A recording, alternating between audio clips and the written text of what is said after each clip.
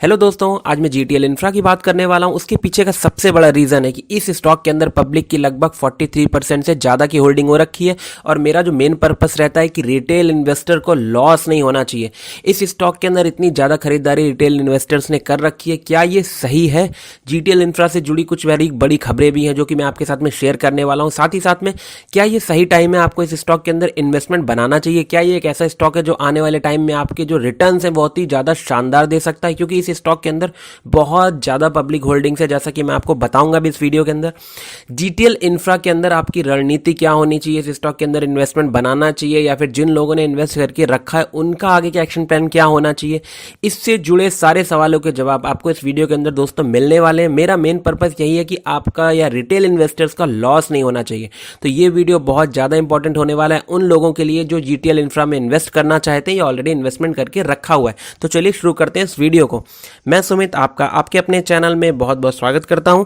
अगर आपने अभी तक इस चैनल को सब्सक्राइब नहीं किया है तो शेयर मार्केट से जुड़ी सारी अपडेट्स को पाने के लिए इस चैनल को अभी सब्सक्राइब कीजिए। दोस्तों, सबसे पहले मैं आपको बता दूं, फ्राइडे को इस स्टॉक के अंदर हमने 3% की तेजी देखी थी। जैसा कि आपको पता होगा, रूस और यूक्रेन के बीच में जो तनाव चल रहा है, जो युद्ध की स्थिति चल रही है, उसके चलते हमने थर्सडे को बहुत ज़्यादा तगड़ी गिरावट देखी थी। और फ्राइडे वाले दिन हमने सारे स्टॉक्स में कह सकते हैं कहीं ना कहीं खरीदारी देखी है, हरे निशान में कारोबार देखा है। जिस तरह से हमने थर्सडे को गिरावट देखी थी उसके कंपैरेटिवली बहुत ज़्यादा तेजी देखने को मिली है इस स्टॉक के अंदर। बहुत से लोग जो व्यूज़ दे रहे हैं, पहले मैं उस चीज़ को क्लियर कर दूं, आपने भी सुने होंगे कि भाई एक टाइम पर ये 99 रुपये 100 रुपये के आसपास ट्रेड करता था। दोस्तों देखिए, एक ऐसा स्टॉक जिसका मार्केट कैप 2000 करोड़ का है, नो डाउट, इसका करंट प्राइस 1.65 चल रहा है, बुक वैल्यू -1.35 की है, डिविडेंड यील्ड कुछ भी नहीं है। इसका हाई अगर हम देखते हैं लगभग तो 5 रुपए के आसपास हम कह सकते हैं। आरओसी की बात करें तो -1.93 का दिखाई देता है। पहले आपको थोड़ा सा डेटा समझना होगा, फिर मैं कुछ आपकी जो न्यूज़ेज हैं जिसको लेकर के लोग कह रहे हैं भाई ये बहुत बड़ा मल्टी बैगर बन जाएगा, उसको भी मैं क्लियर कर दूंगा। थोड़ा समझने की ज़रूरत होगी आपको। अगर हम इनके नेट प्रॉफिट की बात करते हैं लास्ट क्वार्टर में, तो नेट प्रॉफिट इनका जो है वो -197 का है। मतलब नेट प्रॉफिट नहीं है, लॉस मेकिंग कंपनी है अभी तक की।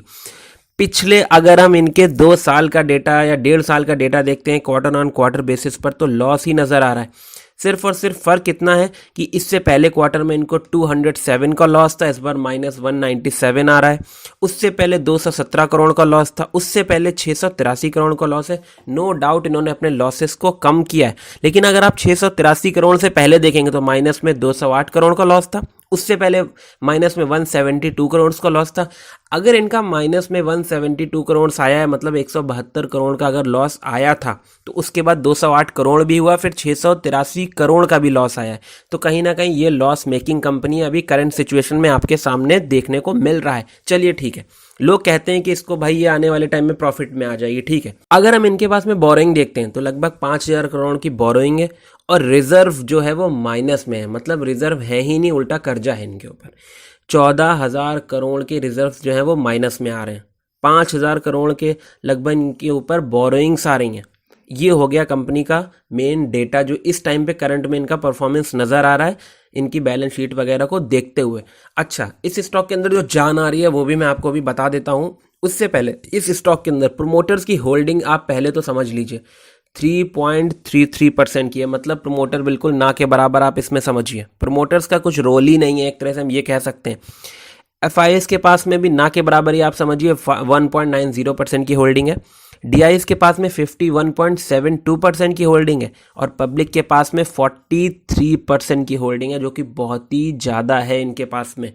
होता क्या है दोस्तों, जो डीआईएस हैं ये तो अपना माल कभी भी डंप कर देंगे और पब्लिक उठा लेगी, मतलब रिटेल इन्वेस्टर माल उठा लेगा। इस स्टॉक के अंदर जो खबर आई है निकल करके वो ये है कि गवर्नमेंट ने क्या किया है, टेलीकॉम सेक्टर को जो है डबल करने के लिए, कुछ एनालिस्ट ने ऐसा बोला है कि भाई इन जो टेलीकॉम सेक्टर की ग्रोथ है वो डबल हो जाएगी आने वाले समय में। उसके पीछे का रीज़न ये है कि पीएमओ चाहता है कि जो 5G है, 5G स्पेक्ट्रम जो है वो कहीं ना कहीं 15 अगस्त तक की लॉन्च कर दिया जाए। इस न्यूज़ के चलते टेलीकॉम इंडस्ट्री जो है वो डबल होने को एनालिस्ट वगैरह ने ऐसा बोला है। लेकिन दोस्तों एनालिस्ट ने ऐसा बोला है टेलीकॉम इंडस्ट्री को डबल होने के लिए, तो इसका नो डाउट एक न्यूज़ के चलते बेनिफिट सारी टेलीकॉम इंडस्ट्रीज़ को मिलेगा। लेकिन अगर हम मेनली बात करेंगे तो उन कंपनीज़ को मिलेगा जो कि एक तरह से डेप्ट फ्री हैं, या जिनके पास में रिजर्व है, या जिनका प्रॉफिट अच्छा आ रहा है क्वार्टर ऑन क्वार्टर बेसिस पर। होता क्या है, कुछ लॉस मेकिंग कंपनीज भी हैं जो कि स्टॉक मार्केट के चलते थोड़ा सा अप्स हो जाती हैं। इस चीज़ को आपको थोड़ा सा ध्यान में रखने की ज़रूरत होगी। जिस तरह से फ्राइडे वाले दिन इस स्टॉक के अंदर हमने खरीदारी देखी तो लोगों ने इस चीज़ को भी बहुत उठाया, भाई इस स्टॉक के अंदर बहुत खरीदारी हो रही है। ये कुछ डेटा है फ्राइडे वाले दिन जिस तरह से इनकी बाइंग हुई है और सेलिंग भी हुई है। आप देखेंगे इसमें सुबह 9:16 पर 12 लाख से ज़्यादा शेयर्स की इनकी सेल करे गए सेल।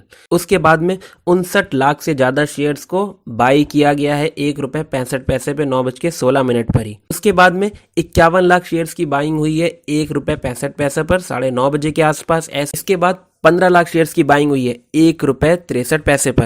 होता क्या है ना, जब प्रोमोटर्स अपनी होल्डिंग्स बेच देते हैं या फिर हम कह सकते हैं डीआईस वगैरह ना अपना जब स्टॉक डंप करेंगे ना, तो सारा माल रिटेल इन्वेस्टर उठाएगा। ओवरऑल जो बात है भाई, अभी हमको क्या लगता है कि ₹1.65 में मिल रहा है, हो सकता है ₹10 हो जाए, हो सकता है ₹15 हो जाए। दोस्तों होने को ₹4 ₹5 हो सकता है, नो डाउट हो सकता है। लेकिन एज अ कंपनी अगर आप सोचोगे भाई, क्योंकि आपने भी देखा है रिलायंस इंफ्रा ₹150 तक की लेवल पर पहुंच गया, और दूसरी तरफ यस बैंक जो कि कंपनी का परफॉर्मेंस भी अच्छा है लेकिन बिल्कुल भी अच्छा परफॉर्म नहीं कर पा रहा है। तो इन सब चीज़ों के चलते मैं आपको एक चीज़ क्लियर कर दूं दोस्तों, जिस तरह का कंपनी का परफॉर्मेंस, आपको थोड़ा सा इस स्टॉक के अंदर बचने की ज़रूरत होगी। बहुत से लोग कहते हैं आप खरीद करके डाल दो 2000 शेयर और भूल जाओ। दोस्तों देखिए, ये एक जुआ कह सकते हैं। अगर आप एक अच्छे इन्वेस्टर बनना चाहते हैं या आपको मतलब प्रॉफिट के बेसिस पर ही काम करना है, तो भाई आपको किसी अच्छे स्टॉक में इन्वेस्टमेंट बनाना चाहिए। ऐसे स्टॉक्स में आप अगर इन्वेस्टमेंट करना चाहते हैं जैसा कि ये है, तो मैं तो बहुत ही कम इस चीज़ के लिए सलाह दूंगा। देखिए मेहनत का पैसा है, ₹100 लगाना हो, ₹200 लगाना हो, ठीक है, कोई इशू नहीं है। आप भाई ₹1.65 में मिल रहा है, आप ₹200-300 में स्टॉक खरीद के इसको भूल जाने वाला काम कर सकते हैं कि भाई कभी स्टॉक मार्केट के ट्रेंड को चलते अगर आपको कोई भी अप मिलता है तो आप इसमें भाई प्रॉफिट बुक करके निकल जाएंगे। अगर आप ऐसा सोचते हैं कि भाई ये कंपनी ना आपको बहुत अच्छा आने वाले टाइम में प्रॉफिट बना करके देखेगी, जैसे कि बहुत सारी ऐसी कंपनीज हैं जिनके स्टॉक के प्राइस कभी ₹50 ₹60 रहे और आज 1000-2000 पहुंच गए, उस कंपनी का परफॉर्मेंस भी कहीं ना कहीं बहुत मैटर करता है।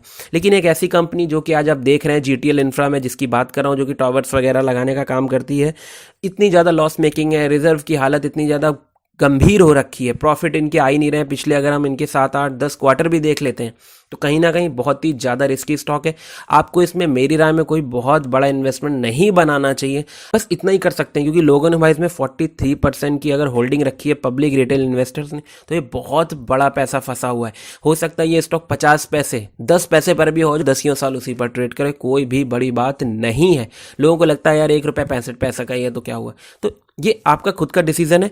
मेरी राय में भाई जिसको अगर थोड़ा बहुत है तो 100, 150, ₹200 के, ₹500 के शेयर्स, जिसकी जितनी कैपेसिटी हो उसका बहुत ही कम परसेंटेज में इसमें पैसा डाल के छोड़ सकता है कि भाई कभी अगर ₹2, ₹5, ₹10 होता है तो मैं बेच दूंगा। आज की करंट परफॉर्मेंस को देखते हुए मैं इस स्टॉक को बिल्कुल भी रिकमेंड नहीं करता हूं। बाकी आप कोई भी इन्वेस्टमेंट करना चाहते हैं तो एक बार अपने फाइनेंशियल एडवाइजर से चार्ट वगैरह पर रिसर्च करने के बाद कीजिएगा।